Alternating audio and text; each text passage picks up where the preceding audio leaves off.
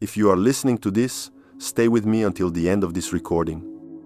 What follows is not a myth, not a simple fragment of religious poetry, and not an embellished legend carried by centuries of imagination. The documents indicate something far more complex. They describe a fall, a cry, and an intervention that changed the architecture of spiritual thought across entire civilizations.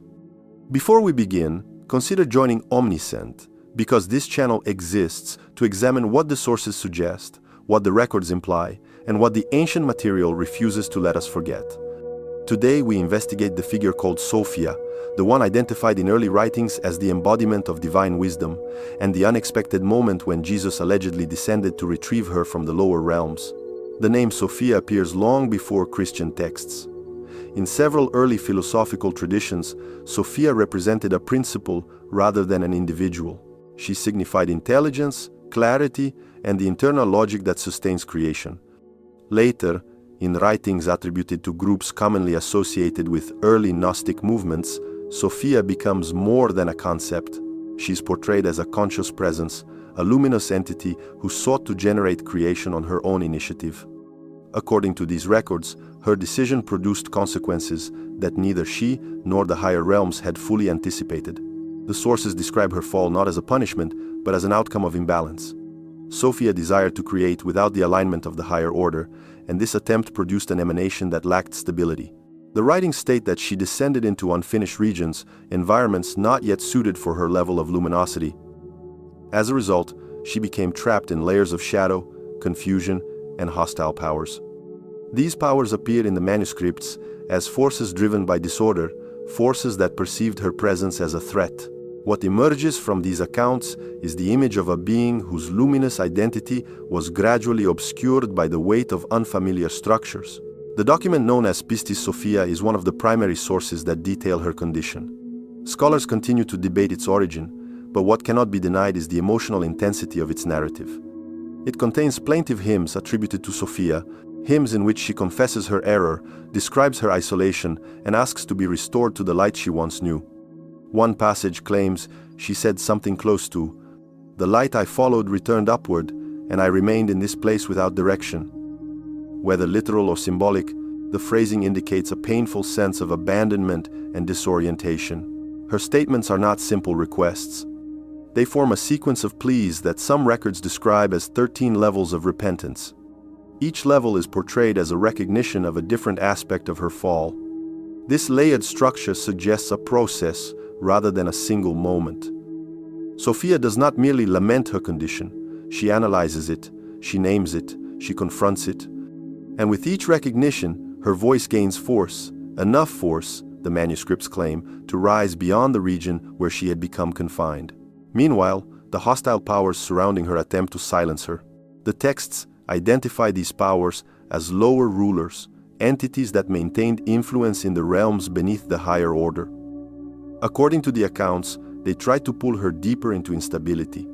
They distorted her perception, they attacked her light. Yet every time they increased pressure, Sophia responded with another plea, and her voice rose with unexpected resilience.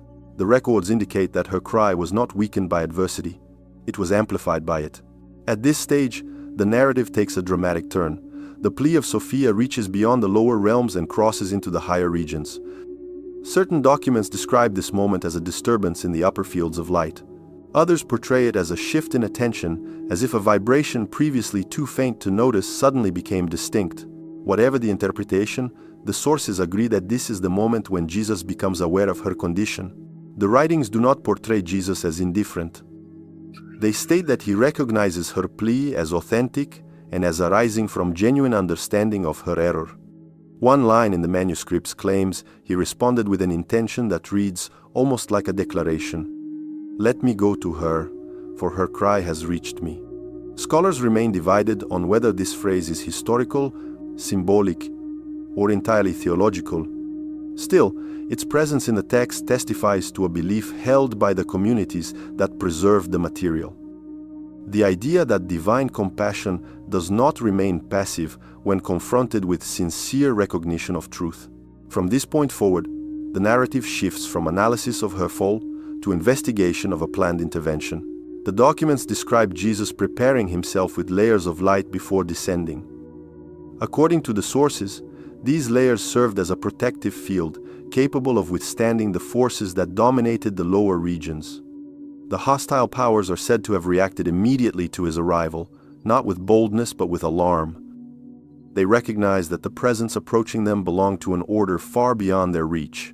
But the most striking detail is what the manuscripts do not state. They do not describe Jesus arriving as a rescuer who forces the environment to surrender. They describe him arriving as a presence that reveals the true condition of everything around it. Under his illumination, the hostile powers lose authority. Under his illumination, Sophia recognizes that she is no longer alone. And under his illumination, the path back to the higher regions becomes visible for the first time since her fall. This is where part 1 concludes, and the investigation enters its next stage. The records indicate that Sophia's plea has been heard. The descent has begun, but the actual rescue is a far more involved process, and it reveals key details about the structure of ancient spiritual cosmology. In the next segment, we will examine how Jesus allegedly confronts the powers that held her, how her condition responds to his presence, and how the early manuscripts interpret the beginning of her restoration. If you are still here, keep listening carefully. The next phase of this investigation demands more attention than the first one. The records indicate that once the plea of Sophia reached the higher regions, the response was immediate. But the descent itself, the moment when Jesus confronted the environment that held her, contains details that have puzzled scholars, theologians, and researchers of ancient cosmology for more than a century. What follows is not interpretation. It is an examination of what the surviving documents actually claim. Before we proceed, consider joining Omniscient, because these episodes are pieced together from fragments that most people have never seen, and they deserve to be understood in their full context. According to the Pistis Sophia and related manuscripts, the lower realms reacted the instant Jesus entered their sphere. Not through organized resistance, but through disorder. The sources describe sudden tremors, shifts in the structure of the region, and disturbances in the atmosphere surrounding the hostile rulers. These rulers are portrayed not as sovereign entities but as unstable authorities that rely on confusion to maintain control. Their power depends on obscurity. Illumination threatens their structure. When the light field surrounding Jesus entered their domain, they reportedly attempted to obscure it through projections of false images and disorienting forces. Yet the documents emphasize that the field he carried neutralized these attempts instantly, as if their influence could not attach to the clarity surrounding him. The primary question that researchers ask is simple: why did he descend at all? Why not call Sophia upward from the higher realms? The manuscripts provide a crucial detail that is often overlooked. They state that Sophia could not rise. Her light had become entangled in the atmosphere of the lower regions.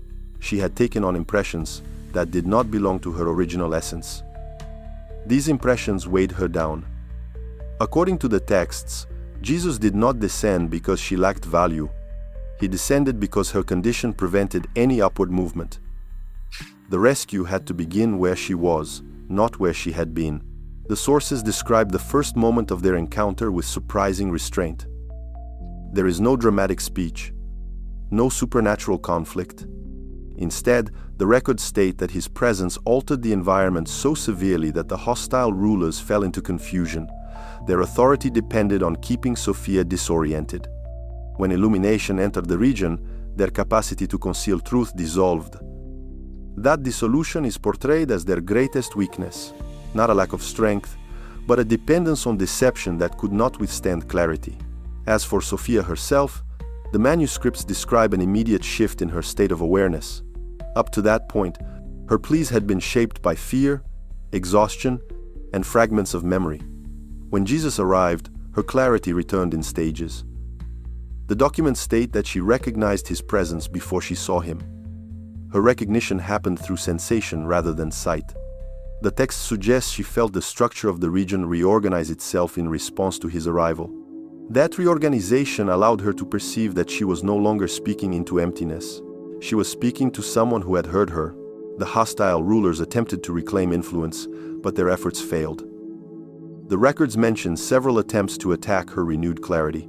They tried to reintroduce despair, a sense of unworthiness, and the memory of her fall in distorted form. Yet the manuscripts emphasize that Jesus confronted them without direct conflict. The primary weapon described in the texts is exposure. When light reveals what is false, the false loses force. The documents claim that Jesus did not defeat the hostile rulers through violence. He defeated them by removing their ability to hide. The next phase of the rescue reveals a psychological dimension rarely discussed. The sources claim that Jesus addressed Sophia directly, and his words were not commands, they were acknowledgments. He confirmed that he had heard her, he confirmed that her pleas had reached him, and he confirmed that her fall did not erase her original identity. This manner of response has led scholars to argue that the narrative is less about cosmic conflict and more about the restoration of a consciousness that had become trapped in an environment incompatible with its nature. Sophia's reaction is documented with striking detail. She reportedly regained fragments of her original luminosity the moment she understood that she had been heard. The texts state that her internal light responded to his presence, as if recognizing an earlier connection. This recognition did not free her completely, but it allowed her to stand. The manuscripts describe this moment as the beginning of movement, not physical movement, but internal alignment. She was not yet ascending, but she was no longer collapsing. The rescue becomes even more intricate in the next stage. According to the records, Jesus began to guide her upward, but he did not carry her. Scholars point to this detail as one of the most theologically significant aspects of the narrative. A forced ascent would have reversed the entire process that led to her recognition. Recovery required participation. The documents do not portray her as passive. They portray her as learning, step by step, how to move again in the direction of the light she had lost. The texts also describe a phenomenon that continues to fascinate researchers. As Sophia began to rise, the hostile rulers attempted to reassert influence by manipulating the distortions she had absorbed during her fall. These distortions acted like weights. They carried no physical form, but they carried psychological impact. The manuscripts claim that Jesus dissolved each distortion as it emerged. His presence neutralized the residue of the fall, but only at the moment Sophia recognized it.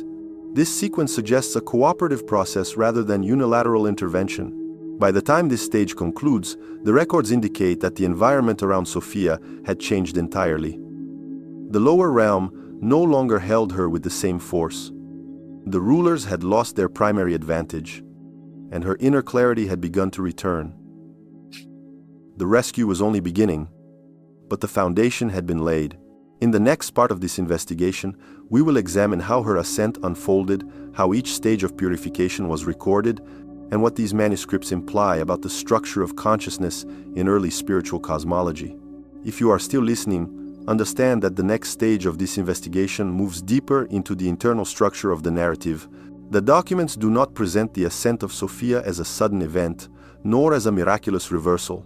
They record it as a sequence of transitions, each one revealing a detail about her state of consciousness and about the nature of the realms she was moving through.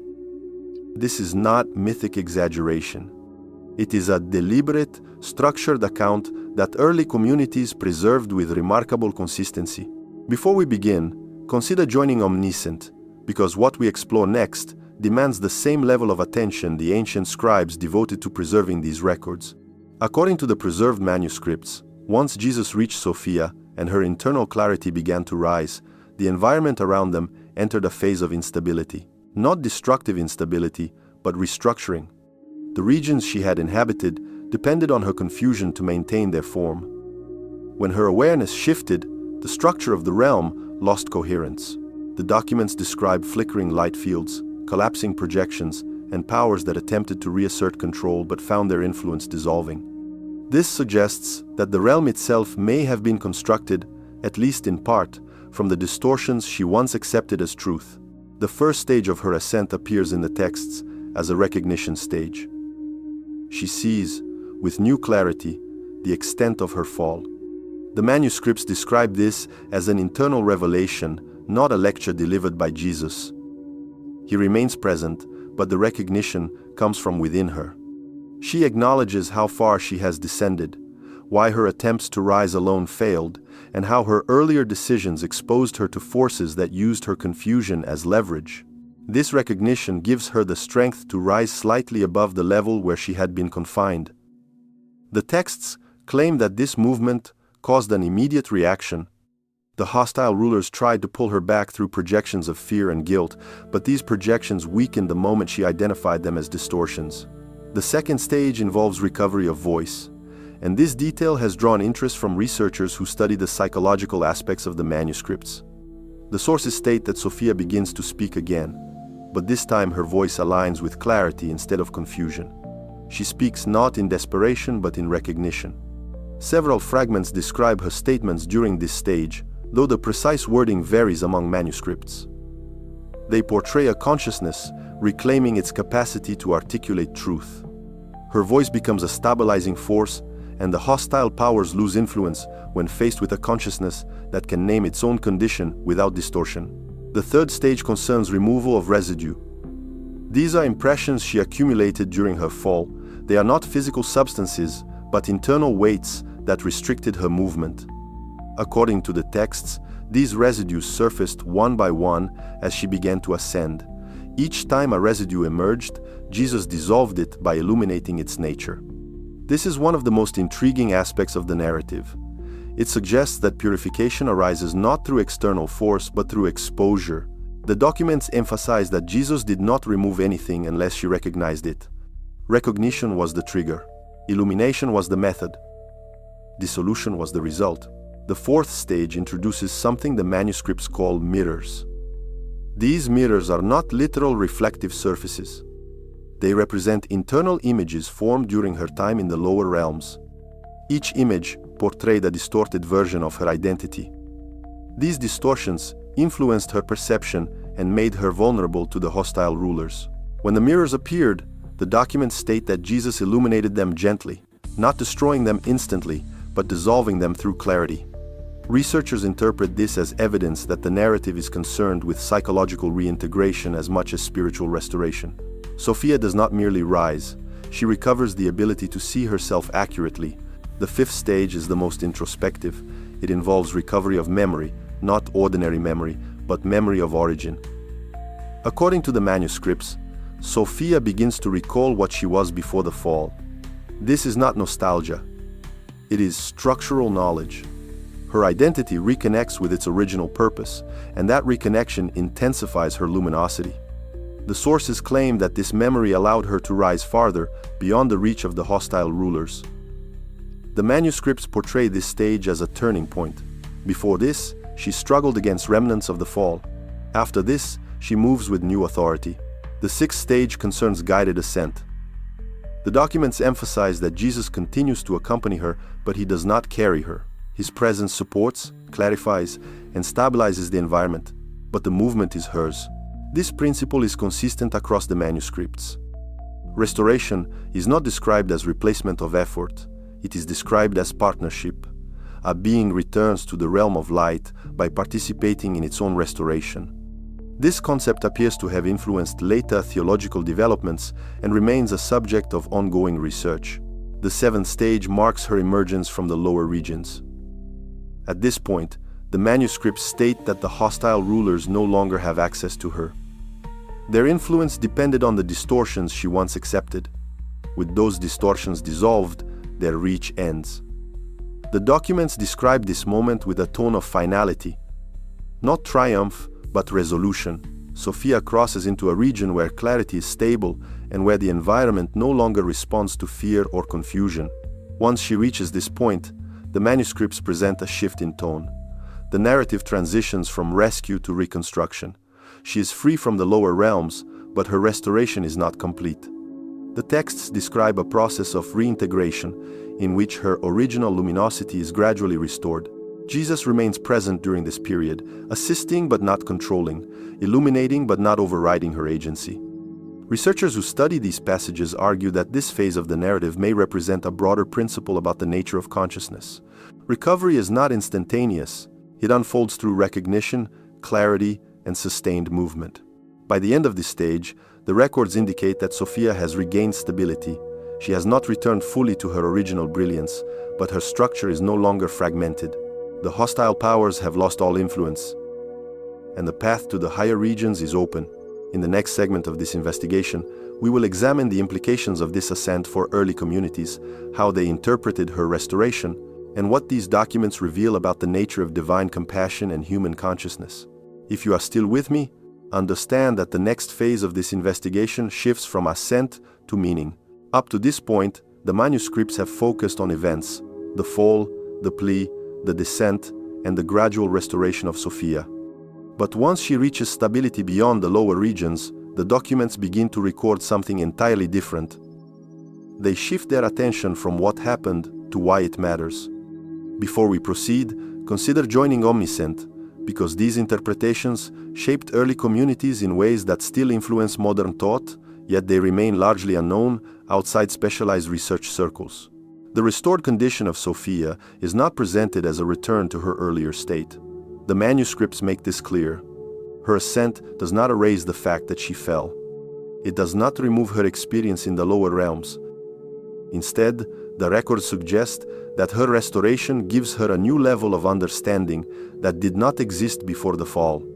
Scholars often note this as one of the earliest textual attempts to portray restoration not as reversal, but as transformation. This concept appears repeatedly in the preserved writings. They imply that what she endured became a component of her new identity, not a stain on her original purpose. The first implication the manuscripts highlight concerns the nature of consciousness. Sophia's condition in the lower realms is presented as the result of her own initiative. She attempted to generate something without the alignment of higher order and found herself in an environment shaped by fragmentation. Her ascent, on the other hand, depended on cooperation with illumination. This distinction between independent creation and guided restoration forms one of the earliest recorded frameworks for understanding how consciousness moves between clarity and confusion. It suggests that error arises when a being attempts to produce meaning without reference to its source, while restoration arises when recognition allows alignment with something beyond itself. The second implication concerns the role of Jesus in the narrative. The documents do not portray him as a force that overrides the will of the fallen being. They portray him as a presence that reveals truth and dissolves distortion. This model of intervention differs from many later interpretations of salvation. In these early texts, the rescuer does not dominate. He clarifies. He does not impose. He illuminates. Scholars often point to this as evidence that the communities which preserved these writings understood the relationship between divine presence and human consciousness in a far more nuanced way than commonly assumed. A third implication arises from the stages of purification Sophia underwent. Each stage exposes a particular aspect of her condition: recognition, recovery of voice, removal of residue, dissolution of internal images, restoration of memory, guided ascent.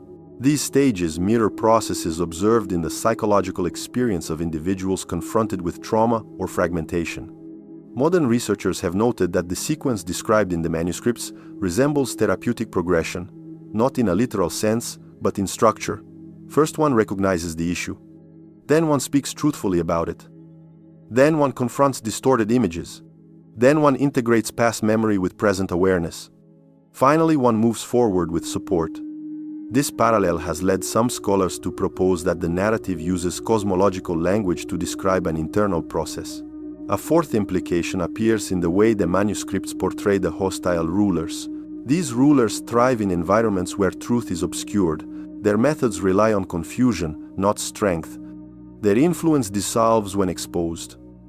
This portrayal suggests that the writers understood deception not as an independent power but as a dependent one. Falsehood requires ignorance to operate. Once knowledge returns, falsehood loses structure. The narrative of Sophia's ascent thus becomes an argument about the relationship between truth and disorder. Exposure dissolves confusion. Illumination dissolves fear. Clarity dissolves fragmentation. This principle appears repeatedly across the manuscripts. The fifth implication concerns the collective dimension of the narrative. Although the story focuses on Sophia, the texts present her experience as representative. Dalle maniera sia, the manuscripts state that her restoration opens a path for others. This does not mean that she rescues anyone. It means her journey demonstrates a pattern. Early communities seem to have interpreted this as evidence that consciousness, once aligned with truth, creates a precedent that others can follow. The narrative becomes not only a story of individual restoration but a model for communal transformation. Another implication emerges from the way Jesus accompanies Sophia. His presence is constant, but his actions are deliberate. He intervenes only when recognition has occurred. He dissolves distortions only when she acknowledges them. This structure indicates that the manuscripts view agency as essential to restoration. The role of divine presence is to illuminate, not to replace the responsibility of the individual. Researchers continue to examine this principle because it challenges later doctrinal systems that emphasize external intervention over internal participation. Finally, the manuscripts describe a moment when Sophia reaches a region that no longer responds to the hostile rulers. At this point, she enters a phase of reintegration. Her light becomes stable, her memory aligns with her purpose, and her presence strengthens the harmony of the realm she now inhabits. This detail has fueled extensive research. Some scholars suggest that the narrative portrays the restoration of Sophia as a symbolic restoration of the universe itself. When the being associated with wisdom returns to clarity, the structure of creation becomes more coherent. This interpretation remains debated, but the possibility continues to attract interest. As we examine these implications, the importance of her ascent becomes clear. It is not only a recovery story, it is a statement about the nature of truth, agency, and illumination. The manuscripts suggest that restoration is a process in which the fallen being learns to see again, to speak truth again, to recognize distortion, and to rise with clarity. And the presence of the rescuer serves as the stabilizing force that allows that process to unfold. In the next part of this investigation, we will explore how her restored condition influenced early communities, how her story shaped emerging systems of belief, and how her legacy continues to inform discussions about consciousness and divine presence. If you have followed this investigation until now, understand that we are entering the interpretive core of the narrative. Up to this point, we have examined records, sequences of events, structural transitions, and the actions attributed to Jesus during the restoration of Sophia. But what the documents describe after her ascent is not merely a conclusion. It is an attempt to explain what her restoration means for humanity itself. Before we proceed, consider joining Omniscient, because the implications found in these writings influenced early thinkers in ways that shaped entire intellectual traditions. The manuscripts suggest that Sophia's restoration created a template. Her ascent does not remain a private event. The documents portray it as a demonstration of how consciousness behaves when confronted with error, recognition, illumination, and recovery. Scholars often describe this section of the manuscripts as a guide encoded in narrative form. It is not a manual, but it outlines psychological and spiritual movements that early communities believed applied to every individual. They saw her fall not as an isolated failure but as a mirror of human experience. Sophia's fall is presented as an attempt to generate meaning without alignment. The texts state that she tried to create from herself alone, without the structure required to sustain the result. This concept resonates with human behavior. People frequently attempt to build identity from their own impulses without reference to higher principles or stable foundations. When this occurs, confusion emerges, and individuals find themselves in environments shaped by distortion. The manuscripts use Sophia to illustrate that error begins when a being relies entirely on isolated initiative. Her plea, according to the records, marks the moment when recognition begins. She admits her error. She identifies her condition. She expresses the truth of her state without concealment. Scholars have noted that this mirrors the first step in psychological recovery. When a person acknowledges fragmentation, the possibility of restoration appears. The manuscripts treat this acknowledgement as a significant event. It is through recognition, not through external force, that the process of rescue becomes possible. The presence of Jesus in the narrative introduces another dimension. His role is not to override her agency. He does not force her to rise. Instead, he exposes the distortions around her and dissolves residue only when she recognizes it. This implies that restoration depends on cooperation. Illumination reveals truth, but the individual must respond to it. The texts repeatedly emphasize that he acts when she sees. This structure forms a pattern that early communities understood as a principle of spiritual development. Illumination does not erase responsibility, it strengthens it. Sophia's ascent demonstrates this principle. Every stage of her recovery requires participation. She speaks truth. She confronts distorted images. She regains memory of origin. She moves upward with support but without loss of autonomy. The manuscripts describe this as a partnership between the fallen being and the illuminating presence. Modern researchers often highlight this as evidence that the narrative reflects both cosmological and psychological frameworks. It describes movement between fragmentation and coherence. It portrays consciousness learning to realign with truth. The hostile rulers in the narrative serve as representations of forces that thrive on confusion.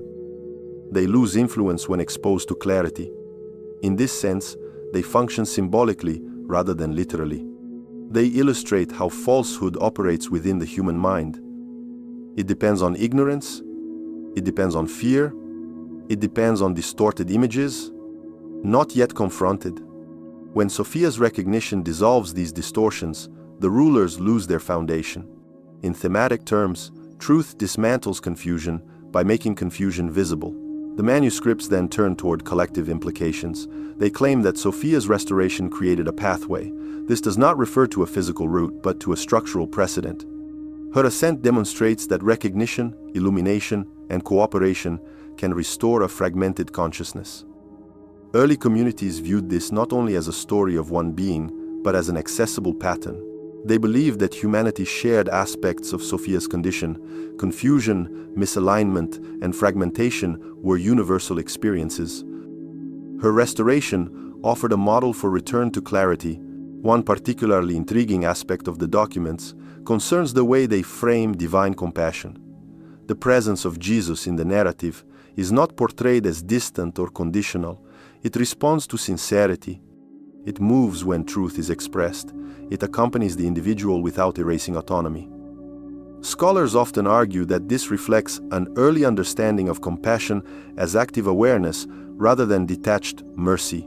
The rescuer does not intervene through force. He intervenes through presence, clarity, and partnership. Another theme present in this section of the manuscripts is the transformation of identity through experience. Sophia does not return to her original state unchanged. Her fall and ascent produce maturity.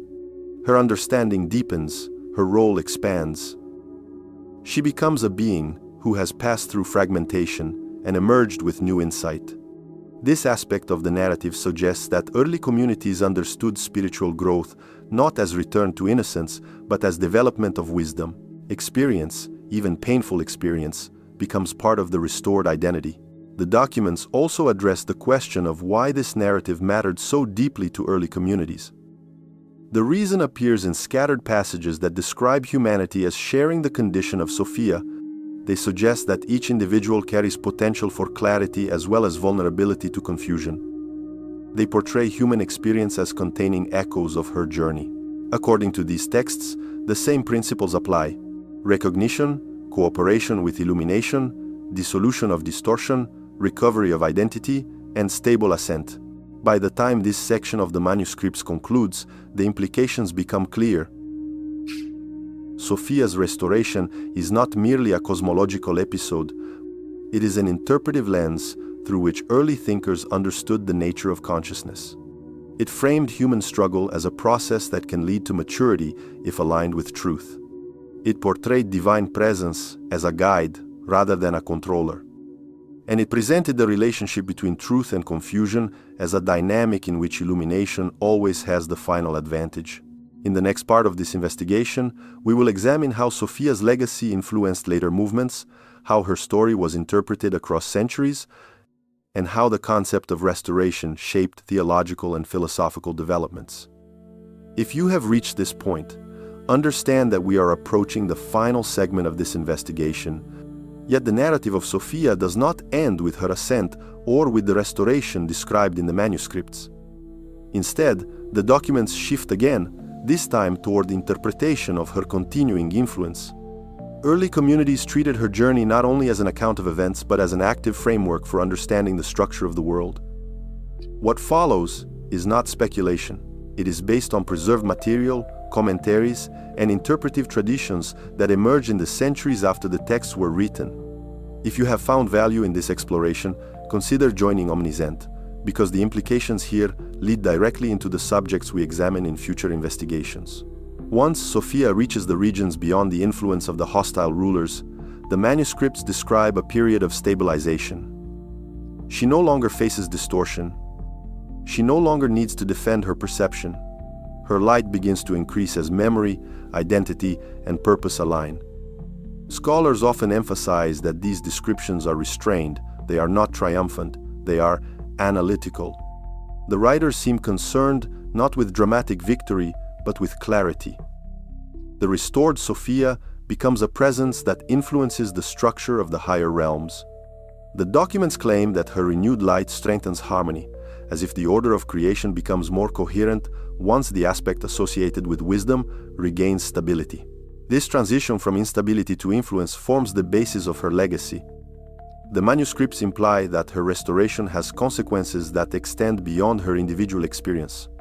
They suggest that the movement of wisdom from fragmentation to clarity alters the environment for every consciousness aligned with the higher order. Later, interpreters argued that this narrative was intended to show how one being's restoration affects the entire field of creation. In this sense, Sophia functions as a symbol of how individual recovery contributes to collective coherence. The next layer of her legacy appears in the way early communities interpreted the narrative as a reflection of human experience. The documents emphasize that her fall resulted from an attempt to create without alignment with the higher order. They also emphasize that her restoration required recognition, cooperation, and illumination. These principles became part of the spiritual vocabulary of several early movements. They believed that human consciousness followed the same pattern. People fall into confusion when they attempt to define meaning through isolated impulses. They rise when they recognize distortion and align with something beyond themselves. This framework influenced early discussions about the nature of truth. The manuscripts portray truth not as an external rule, but as an internal condition that emerges when distortion dissolves. Truth is revealed when confusion is exposed. Illumination is the agent that reveals confusion, and recognition is the action that invites illumination. This triad appears repeatedly in commentaries written centuries after the original texts. It shaped the way early thinkers understood human error and spiritual growth. They believed that the story of Sophia demonstrated that truth does not overpower distortion through force.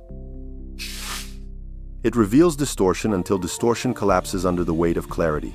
Sophia's interaction with Jesus also influenced later discussions about the nature of divine presence. In these writings, divine presence responds to sincerity, not perfection. It accompanies without overwhelming. It intervenes without erasing agency.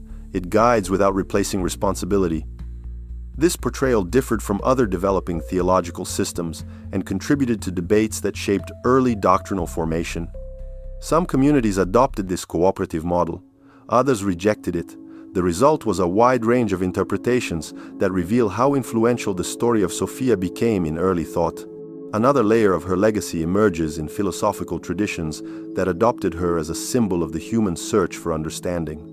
In these traditions, Sophia represents the part of consciousness that desires truth, even when it has fallen into confusion. Her journey becomes a metaphor for the way insight emerges after struggle. Philosophers treated her as a figure who demonstrates that error can lead to clarity when recognized honestly. This interpretation moved far beyond the cosmological setting of the manuscripts. It entered discussions about psychology, ethics, and the nature of wisdom itself. Her influence continued to appear in later centuries, in mystical writings, contemplative literature, and speculative theology.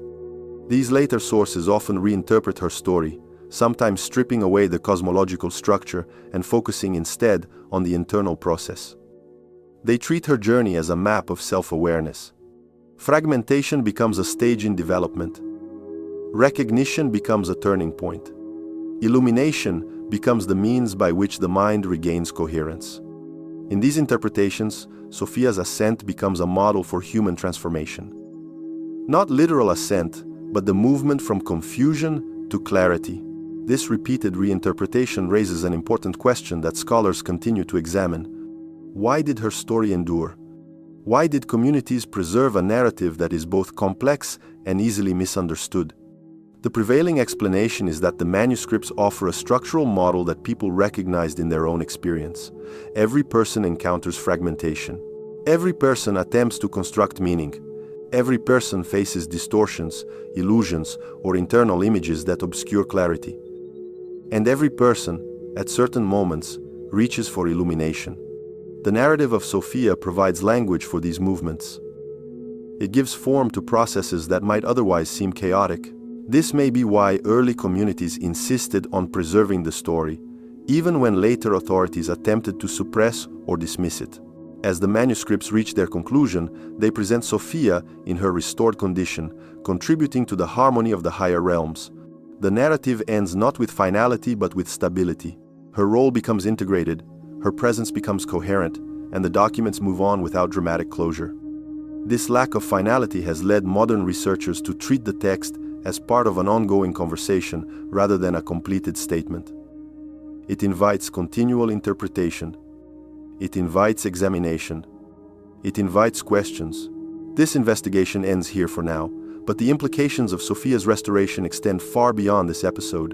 In future segments, we will examine how these manuscripts interacted with other early writings, how different communities interpreted the fall and ascent of wisdom, and how the concept of restoration shaped broader discussions about consciousness and divine presence across multiple traditions.